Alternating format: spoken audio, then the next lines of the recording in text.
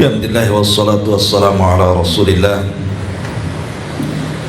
wa ala alihi wa sahbihi wa mawalah wa la hawla wa la quwata illa billahi wa ba'du. Ya, kita masuk pada tafsir surah Al-Baqarah ayat 186. A'udzubillahi minasyaitonir rajim. Bismillahirrahmanirrahim. Wa idza sa'alaka ibadi anni fa inni qarib ujibu da'watad da'i idza da'ani falyastajibu li wal yu'minu bi la'allahum yarshudun. Apabila hamba-hambaku bertanya kepadamu anni, tentang diriku, fa inni qaribun, maka sesungguhnya aku dekat dengan hambaku. Ujibu da'watad da'i, akulah yang mengabulkan setiap doa-doa orang yang berdoa kepadaku. Apabila dia berdoa, falyastajibu li, maka hendaklah mereka berusaha memenuhi perintah, wal yu'minu bi, dan beriman kepadaku, la'allahum yarshudun, agar mereka memperoleh irsyad kebenaran. Ayat ini ada asbab nuzulnya. Ketika ada seseorang datang menghadap Nabi SAW, kemudian mengatakan, ya Rasulullah, arabbuna ba'idun am qaribun? Rasul, apakah Rabb kita ini jauh ataukah Rabb kita ini dekat? Fa in kana ba'idan fanunadi wa in kana qariban fanunaji. Sekiranya Rabb kita jauh, kita panggil dia, kita panggil dengan keras dia. Tapi sekiranya dia dekat, cukuplah kita berbisik-bisik memanggilnya. Maka dari pertanyaan ini Nabi SAW terdiam. Dari diamnya Nabi SAW itulah turun Al-Baqarah 186 ini.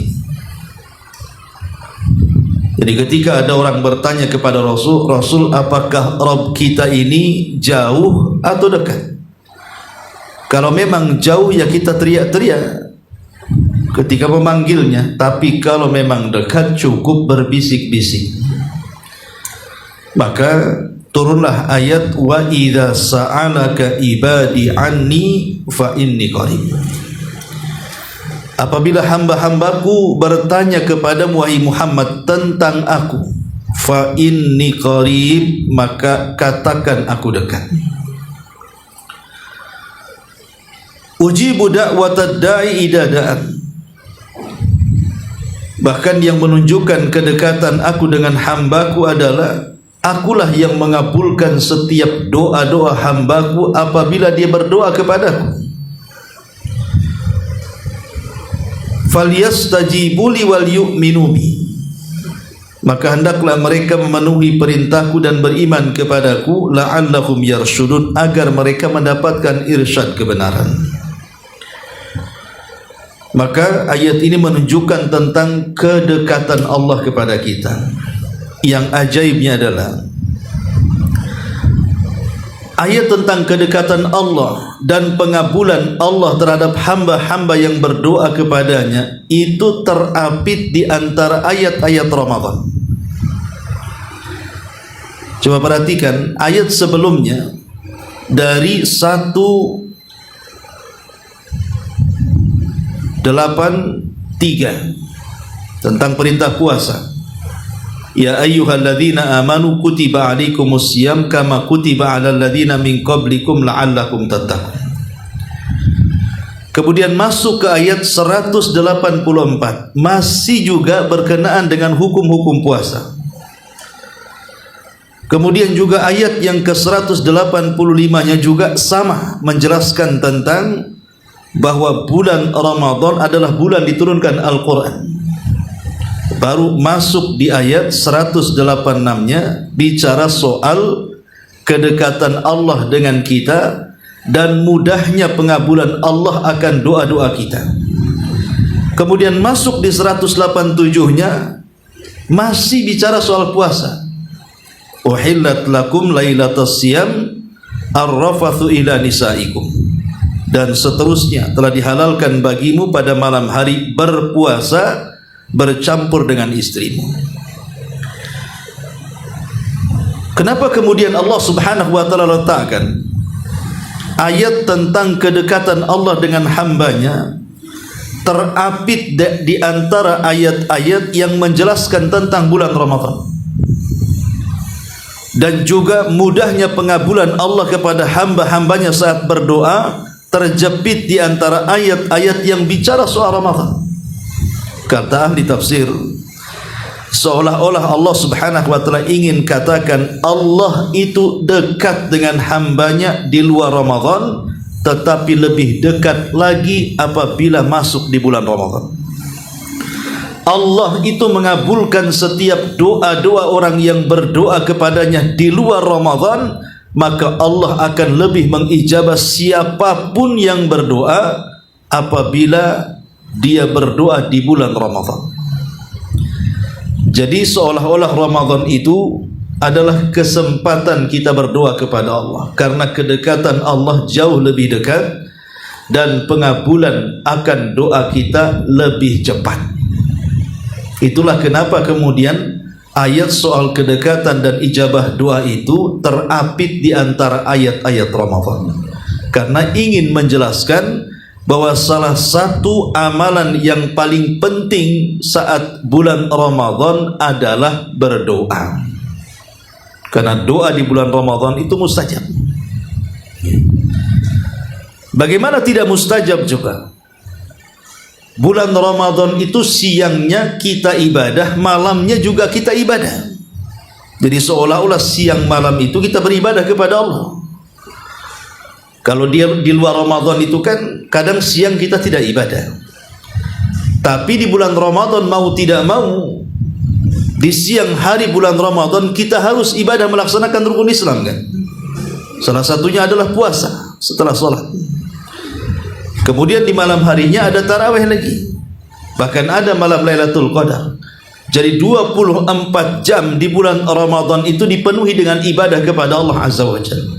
Lah sebab itulah makanya kemudian pengabulan doa di bulan Ramadan itu lebih mudah, karena syaratnya sudah terpenuhi. Dari kalimat falyastajibu li wal yu'minu bi itu, hendaklah mereka memenuhi perintahku dan hendaklah mereka beriman kepadaku dengan cara memperbanyak ibadah, itu sudah terpenuhi. Makanya kalau orang berdoa pasti mustajab, baik di siang hari ataupun di malam hari bulan Ramadan. Meskipun para ulama kemudian memberikan kekhususan, ada beberapa waktu kalau berdoa di bulan Ramadan itu jauh lebih mustajab lagi. Sekalipun di bulan Ramadan siangnya dan malamnya itu orang berdoa mustajab, tetapi ada waktu-waktu yang kalau kita berdoa di bulan Ramadan itu jauh lebih mustajab lagi. Dan itu ada di 3 waktu. Ulama mengatakan apabila datang bulan Ramadan jangan lepas berdoa di 3 waktu. Apa 3 waktu itu? Yang pertama, inda al-iftar, saat berbuka puasa. Saat berbuka puasa itu adalah waktu yang sangat mustajab, dan itu berdasarkan hadis Nabi. Kata Nabi sallallahu alaihi wasallam, "Thalathu da'awatin mustajabah." Thalathu da'awatin mustajabah. ada 3 orang yang kalau dia berdoa dipastikan doa-doanya mustajab. Yang pertama kata Rasul, da'watu al-musafir, doanya orang yang sedang safar. Yang kedua, da'watul walid ala waladihi, doanya orang tua kepada anaknya. Kemudian yang ketiga, da'watus saim inda fitrihi, doa orang yang berpuasa saat dia berbuka. Jadi doa orang yang berpuasa saat dia berbuka di antara 1 dari 3 orang yang kalau dia berdoa mustajab. Kenapa? Kenapa 3 orang ini kalau berdoa mustajab? Pertama, seorang musafir. Kenapa seorang musafir itu kalau dia berdoa mustajab? Karena umumnya seorang musafir itu dalam kondisi kesulitan. Umumnya, kita bercerita umum bukan khusus. Umumnya orang yang sedang safar itu akan banyak mengalami kesulitan. Dan orang yang berdoa saat dia kesulitan itu biasanya lebih ikhlas. Dia lebih ikhlas. Memang dia sangat berhajat kepada keinginan yang dimintanya. Kemudian yang kedua, kenapa doa orang tua kepada anak itu mustajab? Karena tidak ada orang tua kepada anaknya kecuali menghendaki kebaikan. Tidak ada orang tua itu menghendaki anaknya kecelakaan, kecuali orang tua gila. Tapi kalau orang tua waras, saya kira sejahat-jahatnya anak pun tetap orang tua itu menghendaki kebaikan anaknya. Disitulah letak istijabah doanya. Kemudian yang ketiga, adapun kenapa doa orang yang berpuasa itu mustajab? Karena doa orang yang berpuasa itu dia diawali dengan ibadah. Jadi doa orang yang berpuasa saat berbuka karena diawali dengan ibadah kepada Allah. Dengan menahan laparnya karena Allah, dengan menahan dahaganya karena Allah, dengan menahan syahwatnya karena Allah. Lah karena dimulai dengan ibadah yang mulia, maka doa orang yang berpuasa itu mustajab. Kalau dia berdoa saat berbuka, mustajab. Dan berdoa bagi orang yang berpuasa saat berbuka itu satu di antara bentuk kebahagiaan orang yang berpuasa. Dan itu disebutkan dalam sebuah hadis. Kata Nabi SAW, lis-saimi farhatan, orang yang berpuasa itu memiliki 2 kebahagiaan. Farhatun inda fitrih wa farhatun inda liqa'i rabbi. Kebahagiaan saat dia berbuka dan kebahagiaan saat dia berjumpa dengan Rabbnya. Kata para ulama, apa yang dimaksud bahagia saat berbuka? 2 perkara. Pertama, kita bisa merasakan nikmat makan dan minum karena kita sebelumnya telah berlapar dan telah haus. Orang yang makan sementara dia kenyang, orang yang minum sementara dia tidak dahaga, maka dia tidak akan merasakan nikmat keduanya. Karena kita lapar kemudian kita makan, kita haus kemudian kita minum, disitulah letaknya kita bisa menikmati makanan yang kita makan dan minuman yang kita minum. Yang kedua, lebih daripada soal faktor makanan, bahwa kebahagiaan orang yang berpuasa adalah mustajab saat dia berdoa. Mustajab saat berdoa. Makanya sangat rugi sekali kalau orang berpuasa sudah lelah, sudah letih dari pagi sampai sore, tiba-tiba waktu yang sangat menegangkan mustajab doa kita tinggalkan begitu saja tuh. Kan rugi, sudah lapar kita dari pagi, menahan dahaga dari pagi. Ketika waktu-waktu menegangkan di situ Allah berikan waktu untuk berkomunikasi dengan Allah, tiba-tiba ditinggalkan. Aduh, melampau. Ya, apalagi ada hadis yang mengatakan, kata Nabi SAW, lillahi utaqa'u minan nar. Allah itu memiliki hamba-hambanya yang akan dimerdekakan dari api neraka. Kapan itu? Kulla lailatin min Ramadan wa dzalika inda fitri. di mana Allah Subhanahu wa taala memiliki hamba-hamba yang akan dimerdekakan dari api neraka di bulan Ramadan. Itu sifatnya setiap malam di bulan Ramadan, dan waktunya kata Rasul saat berbuka. Jadi saat berbuka itulah waktunya kita dibebaskan dari api neraka. Makanya doa yang sangat dianjurkan ketika hendak berbuka itu adalah Allahumma a'tiq riqabana minan nar. Ya Allah, merdekakan kami dari api neraka. Minta kepada Allah, entah kita, entah pasangan kita, entah orang tua kita, entah anak kita, minta kepada Allah agar dibebaskan dari api neraka. Coba ibu bayangkan kalau seandainya 1 bulan Ramadan kita meminta kepada Allah Subhanahu wa taala akan dibebaskan kita dari api neraka, saya kira 1 hari saja Allah kabulkan permintaan kita, kita tidak mungkin masuk neraka dan keluarga kita selamanya. Kalau Allah kabulkan, berarti kita termasuk hamba-hamba Allah yang oleh Allah dibebaskan dari api neraka. Itulah pentingnya berdoa menjelang berbuka itu di situ. Ya. Ini yang pertama. Kemudian yang kedua, waktu yang sangat mustajab, maksudnya tidak didapat di waktu-waktu lainnya. Tidak didapat di waktu siang, tidak didapat di waktu sore, tidak didapat di waktu awal malam atau tengah malam. Itu hanya ada di sepertiga malam akhir saja. Apa itu? Allah turun ke langit dunia. Allah turun ke langit dunia itu hanya ada di sepertiga malam akhir. Dan itu berdasarkan hadis Nabi mengatakan, innallaha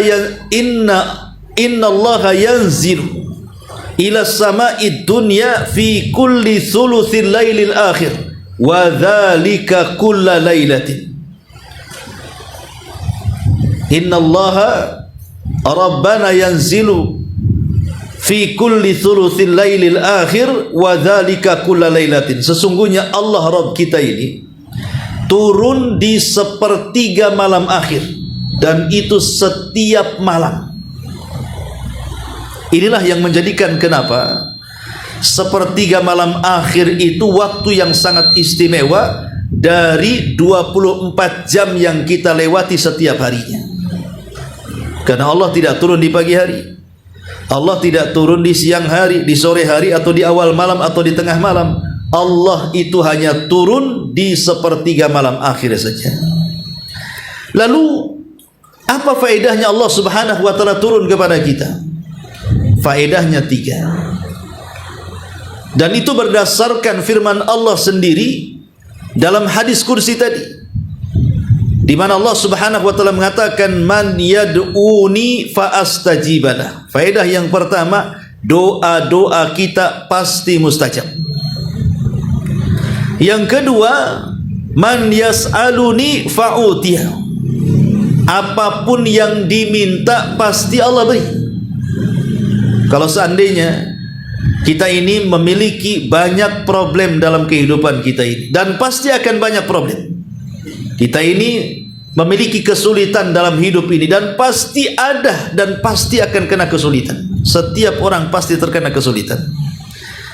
Lah ini saat kita meminta kepada Allah untuk mengurai kesulitan. Allah tahu kita ini sakit, dan Allah tahu kita ingin sembuh dari sakit. Lah di sepertiga malam akhir itu Allah hanya ingin mendengar dan rindu dengan keluhan-keluhan kita sebenarnya. Makanya kata Imam Ibnul Qayyim rahimahullahu ta'ala, terkadang Allah itu membuat sengaja hamba-hambanya sakit supaya hamba itu mengeluh dan merintih, dan Allah rindu suara rintihannya. Allah ingin mendengar suara rintihan kita kepada Allah Subhanahu wa ta'ala. Jadi kalau seandainya kita ditimpa penyakit dan kita ingin sembuh dari penyakit, maka minta kepada Allah di sepertiga malam akhir itu, sembuhkan penyakit saya ya Allah. Allah tahu kita ini sakit, Allah juga tahu kita ingin sembuh. Hanya Allah ingin supaya kita ini merintih di sepertiga malam kepada Allah, meminta agar disembuhkan. Jangan sampai kita meminta kesembuhan kepada selain Allah. Ini kesempatan, ya. Masalah apa saja, masalah ekonomi umpamanya, Allah tahu kita sedang susah, dan Allah juga tahu kita ingin keluar dari kesusahan. Cuman Allah hanya ingin mendengar suara kita meminta kepadanya agar seluruh kesusahan itu dihilangkan. Allah tahu kita ini disakiti orang, dan Allah juga tahu yang menyakiti kita. Makanya Allah berikan kesempatan di sepertiga malam akhir itu untuk mengeluh kepada Allah agar Allah membalaskan semua kezaliman orang-orang yang berbuat zalim kepada kita. Disitulah letaknya keajaiban sepertiga malam itu, karena kita bisa meminta kepada Allah dan Allah akan penuhi permintaan kita. Dan yang terakhir, man yastaghfiruni fa'aghfirullah. Siapa yang meminta ampun, maka Allah akan ampuni dosa-dosanya. Siapa di antara kita yang tidak memiliki dosa? Pasti dalam setiap hari itu kita memiliki dosa. Mulai dari kita bangun sampai kemudian kita tidur, pasti kita melakukan dosa. Lah Allah berikan kesempatan di sepertiga malam akhir itu untuk tobat. Dengan cara apa? Istighfar. Kenapa kemudian Allah Subhanahu wa taala memilihkan kepada kita waktu sepertiga malam akhir itu untuk istighfar? Dan istighfar itu bukan hanya sekedar meminta agar dosa-dosa kita diampuni, bahkan lebih daripada itu, agar dosa-dosa kita tidak menjadikan Allah mengadab kita pada hari kiamat. Bahkan lebih daripada itu, agar Allah menutupi aib-aib kita. Jadi itu faedah istighfar. Pertama, meminta kepada Allah agar dosa-dosa kita diampuni. Yang kedua, meminta kepada Allah agar dosa, kalau seandainya kita bawa menghadap Allah, tidak menjadikan Allah menyiksa kita pada hari kiamat. Dan yang ketiga, istighfar itu juga meminta kepada Allah agar dosa yang kita lakukan tidak dibongkar aibnya kepada manusia. Sebab kalau seandainya satu dosa saja dibongkar oleh Allah aibnya kepada manusia, manusia itu tidak mungkin selamat. Pasti karirnya akan jatuh, kehormatannya akan hilang, dan begitu seterusnya. Makanya di sepertiga malam akhir inilah yang diminta oleh Allah. Kita berdoa, kita meminta baik urusan dunia atau akhirat, kemudian kita beristighfar. Maka di bulan Ramadan jangan tinggalkan berdoa di sepertiga malam akhir. Karena saya kira setiap manusia, khusus yang muslim ya, apalagi yang beriman, biasanya di sepertiga malam akhir itu mudah untuk bangun. Sangat mudah untuk bangun. Kalau di luar Ramadan, bangun di sepertiga malam akhir itu kan banyak musuhnya, Bu.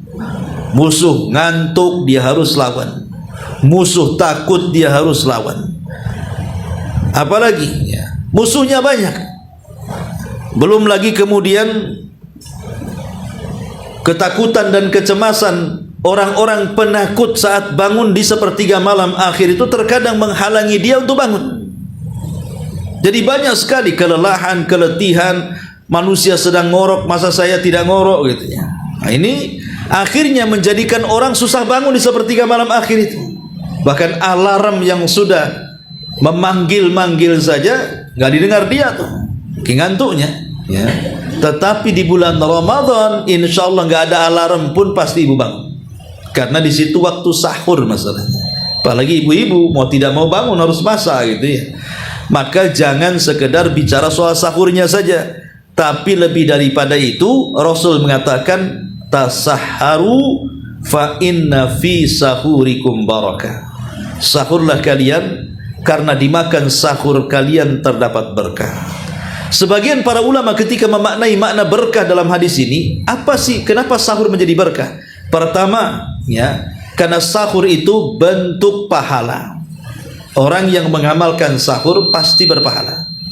Di situ berkahnya. Jadi bukan hanya sekedar makan minum saja sahur itu, di balik makan dan minum ada pahala. Makanya sahur itu berkah. Yang kedua, sahur itu mempermudah orang-orang yang berpuasa. Karena kalau orang tidak sahur, biasanya siang-siang sudah lemas. Karena boleh jadi dia haus, boleh jadi dia lapar, akhirnya mengganggu ibadah puasanya. Yang ketiga, ini syahidnya. Karena dengan sahur dikatakan berkah, Karena di waktu itu banyak ibadah-ibadah yang bisa mendekatkan kita kepada Allah. Salah satunya tahajud dan berdoa. Dan yang terakhir, kata Al-Hafidz Ibnu Hajar, kenapa sahur itu menjadi berkah? Karena sahur itu dalam rangka kejayaan Islam. Kenapa kok jaya Islam? Karena dengan sahur kita sedang menyelisihi puasanya ahli kitab. Itulah yang menjadikan kenapa sahur itu berkah. Maka jangan tinggalkan sahur. Qadarullah, umpamanya ibu-ibu ketika berbuka itu tidak bisa menahan syahwat. Akhirnya kemudian puasanya macam balas dendam. Semua makanan habis dimakan. Habis tarawih nambah lagi. Padahal ketika berbuka sudah 1 piring tuh. Habis tarawih 2 piring, 3 piring lah jadinya. Umpamanya, otomatis kan sahur kan malas itu, karena sudah kenyang. Ya. Walaupun seandainya sudah kenyang, tetap sahur bu.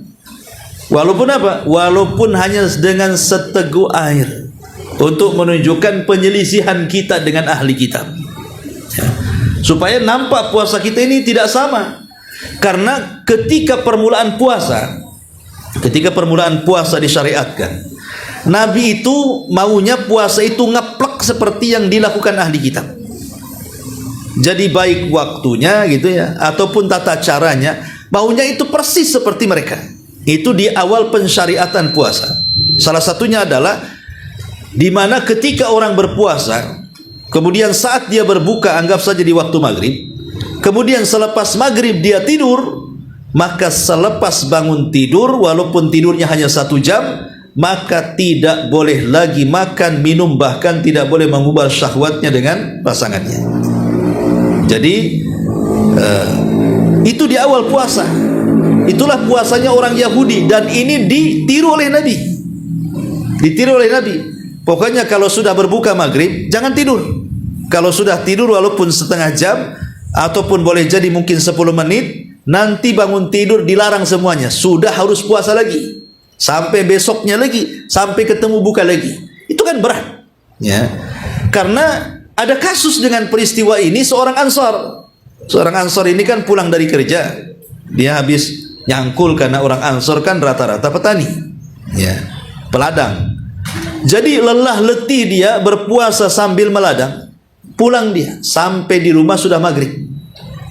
Dia tanya kepada istrinya, hal indaka ta'am, hal indaki ta'amun, adakah makanan yang bisa kumakan untuk iftar? Qadarullah, kata istrinya, tidak ada. Tetapi baiklah, kata istrinya, kau nunggu sebentar, saya akan keluar rumah untuk mencari makanan untuk iftar. Yang namanya orang 1 hari kerja bu, lelah nih si Ansar ini. Sambil menunggu istrinya cari makan, tidur dia. Ketika istrinya sudah dapat makanan, ya istrinya ya marah-marah lah. Sudah capek cari makanan, tahu-tahu tidur. Kata istrinya, celaka engkau, katanya. Kenapa kau tidur? Kenapa dicelakakan orang tidur, orang puasa di awal puasa? Karena selepas tidur tidak boleh makan lagi, tidak boleh minum lagi, tidak boleh berhubungan. Sudah mulai start puasa dia.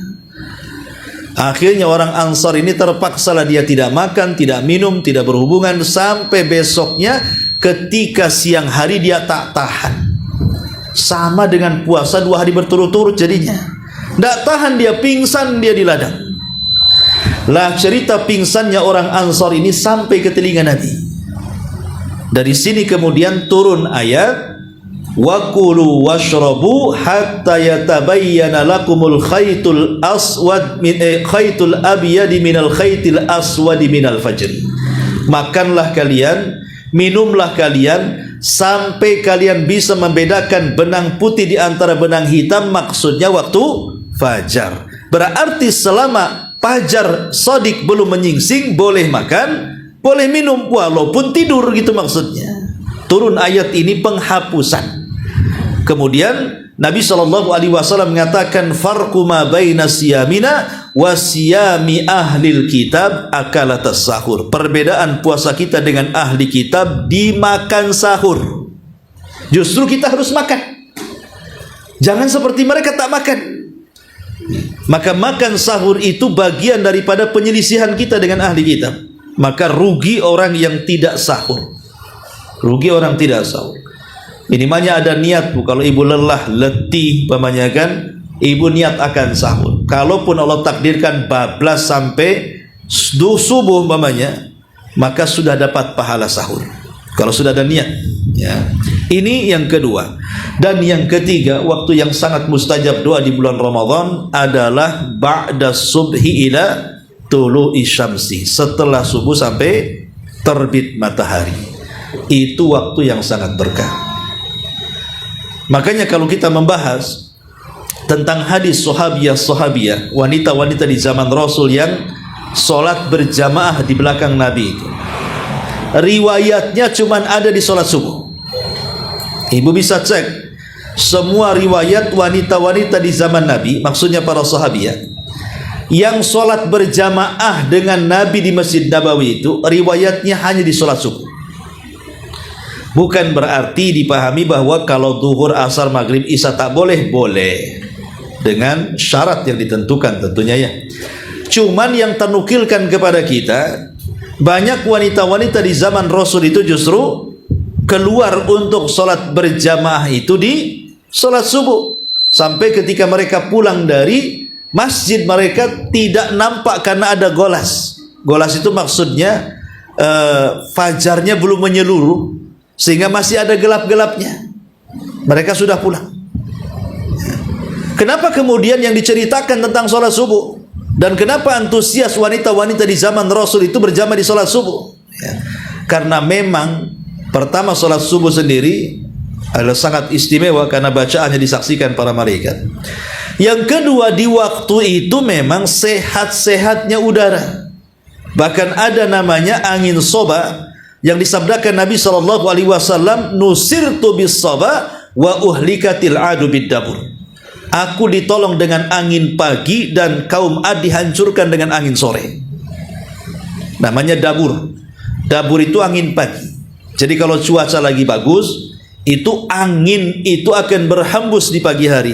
Itu angin yang membawa kesehatan. Makanya wajar kata para ulama, kalau kita pulang dari sholat subuh, biarkan angin itu masuk ke dalam rumah. Maksudnya buka jendela, buka pintu, biar menjadi sirkulasi kesehatan dalam rumah. Itu angin soba, angin berkah. Supaya apa? Supaya dapat keberkahan dengan datangnya dan masuknya angin itu ke rumah kita. Ya, kecuali kalau cuacanya tidak bagus. Artinya kan kita bicara kalau cuaca bagus di sini. Maka itu angin yang sangat segar, sehingga kita memahami bahwa kenapa sahabiyah itu mereka datang ke Masjid Nabawi bersahabat, karena mereka jadikan langkah-langkah kaki mereka dari rumah ke masjid itu salah satu bentuk riyadhah, olahraga. Ya, jadi mereka juga mengutamakan kesehatan. Ya, mengambil bahwa kesehatan itu paling baik di waktu pagi, menjelang sebelum terbit matahari dan setelah terbit fajar shadiq alias masuk waktu subuh. Disinilah Nabi SAW mengatakan, Allahumma barik li ummati fi bukuriha. Ya Allah, berkahi umatku di waktu paginya. Kata ulama, doa Nabi SAW, ya Allah berkahi umatku di waktu paginya, maksudnya diisyaratkan kepada ba'da subhi ila tulu'i syamsi, setelah subuh sampai terbit matahari. Jadi orang yang memanfaatkan setelah terbit, setelah subuh sampai terbit matahari dengan berdoa, berarti dia sedang berdoa di waktu yang penuh dengan berkah.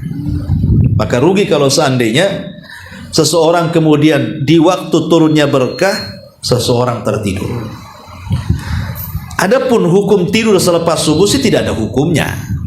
Syekh bin Baz mengatakan tidak ada masalah, ya. Orang tidur selepas subuh kalau ada hajat, mamanya dia ngelembur malamnya kecapean, tidak tidur, akhirnya ngantuk selepas subuh, boleh tidur. Secara hukum mubah-mubah saja. Tetapi kalau dijadikan kebiasaan, kata beliau, ini tidak baik. Kalau jadi kebiasaan maksudnya tidak capek tidur, tidak lelah tidur, tidak ngantuk tidur. Memang itu kebiasaan dia, memang habis subuh harus tidur. Lah itu yang tak bagus, kata Imam Ibnul Qayyim. Orang yang membiasakan tidur selepas subuh sampai terbit matahari tidak akan diberkahi hidupnya, tidak akan diberkahi keluarganya, tidak akan diberkahi keluarganya, bahkan tidak akan diberkahi segala-galanya. Makanya jangan membiasakan tidur selepas subuh kecuali ada arid. Maksudnya ada hal-hal yang membolehkan seseorang tidur di jam-jam itu. Nah, ini waktu berkah yang terakhir adalah berdoalah selepas subuh. Ini waktu yang mustajab di bulan Ramadan. Selepas berbuka atau sedang berbuka, dalam kondisi hendak berbuka. Yang kedua di sepertiga malam akhir, dan yang ketiga di pagi hari setelah subuh sampai terbit matahari. Wallahu alam. Ini diantara penjelasan kenapa ayat tentang kedekatan dan pengabulan doa itu justru dihimpit dengan ayat-ayat Ramadan untuk menunjukkan Ramadan itu memiliki kemuliaan, dan Ramadan itu adalah syahrud doa, bulannya kita disuruh untuk berdoa kepada Allah Subhanahu wa taala. Wallahu alam. Sampai di sini saja. Silakan sebelum saya tutup kalau ada pertanyaan.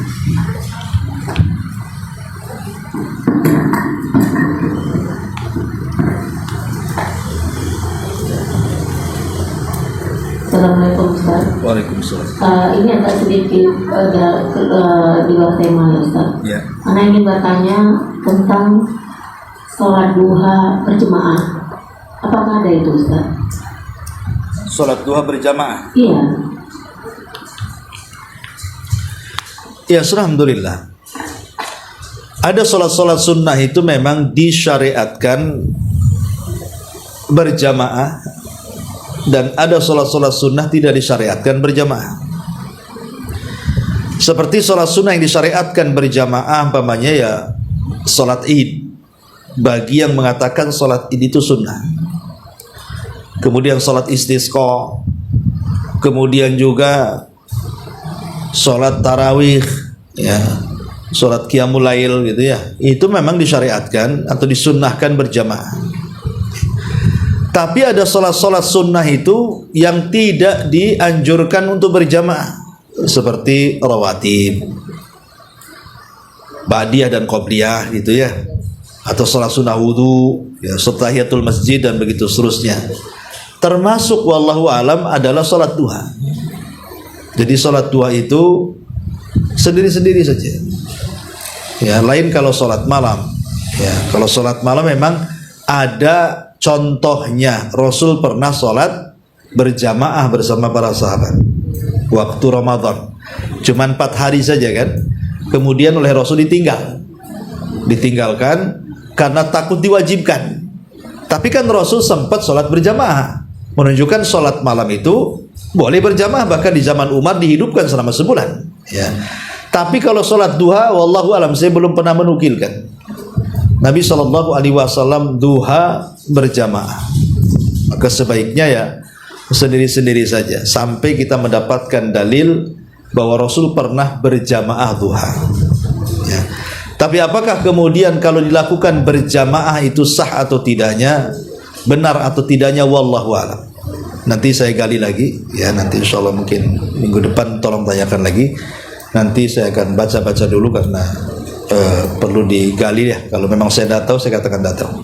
Nanti saya akan coba cari tahu dulu. Saya baca-baca dulu. Wallahu a'lam. Assalamualaikum warahmatullahi wabarakatuh. Waalaikumsalam. Barakallahu fiik Ustaz. Ini Anda bacakan pertanyaan.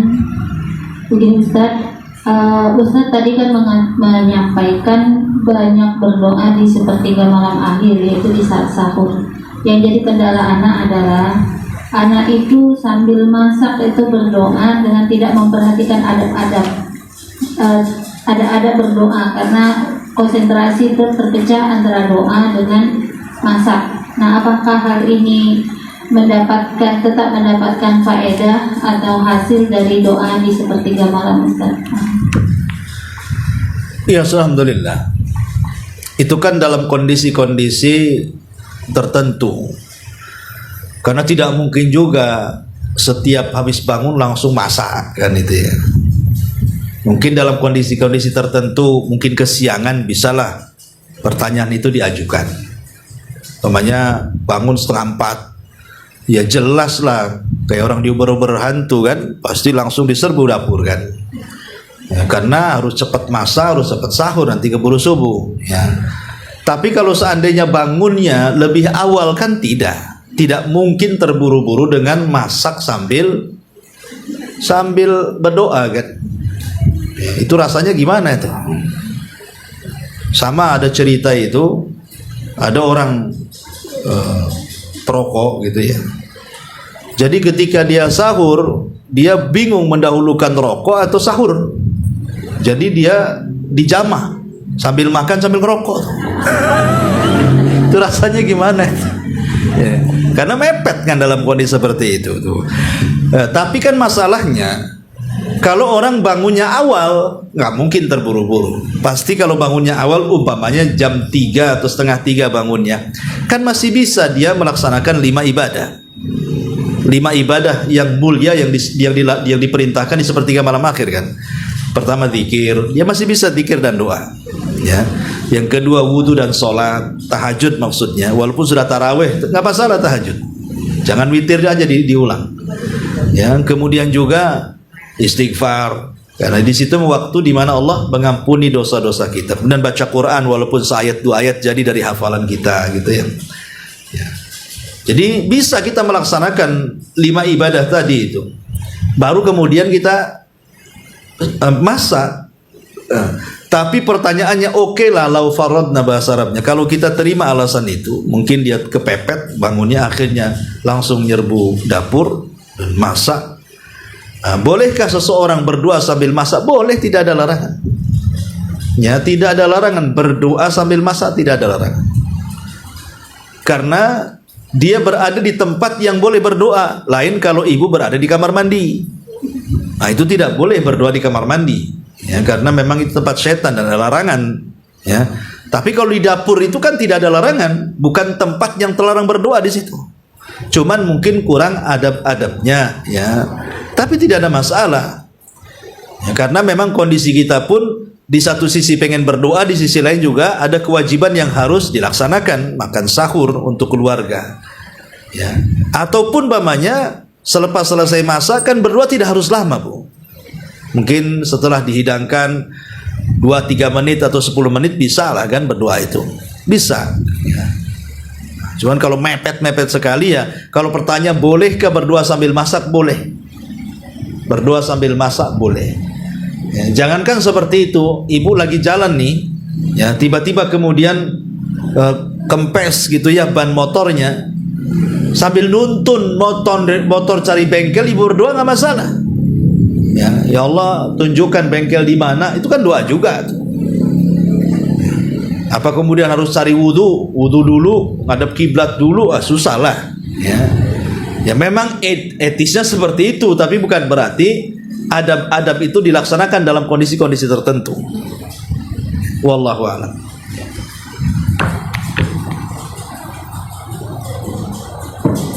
Satu lagi Ustaz, ini juga pertanyaan. Dia menanyakan, kan tadi Ustaz menjelaskan tentang doa orang terkabul, yaitu doa orang yang sabar. Yang jadi pertanyaan beliau ini adalah bahwa orang yang sabar saat ini itu tidak sama dengan orang yang sabar zaman Rasulullah, yaitu dengan banyaknya kemudahan, dengan fasilitas kendaraan yang nyaman.